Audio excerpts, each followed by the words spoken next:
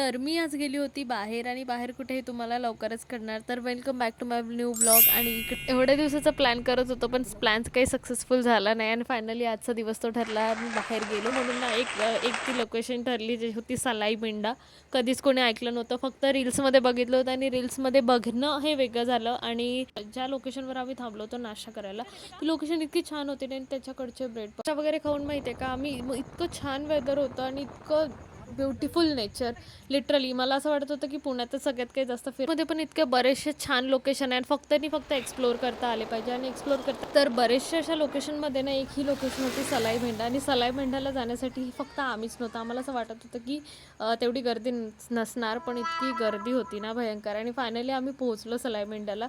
तिकडची गर्दी पाहून, कारण इकडे तेवढं तुम्हाला वाटत नसेल की गर्दी आहे, पण आतमध्ये रिअलमध्ये इतकं डिफरन्स होतं ना तिकडे. कारण रीलमध्ये भरपूरशा अशा चांगल्या चांगल्या गोष्टी दाखवतात. तुम्हाला अजून कुठली चांगली लोकेशन माहिती असेल नागपूरची तर मला नक्की कमेंटमध्ये सांगा. ग्रीनरी आणि मान्सूनमध्ये फिरायला मला खूप आवडतं.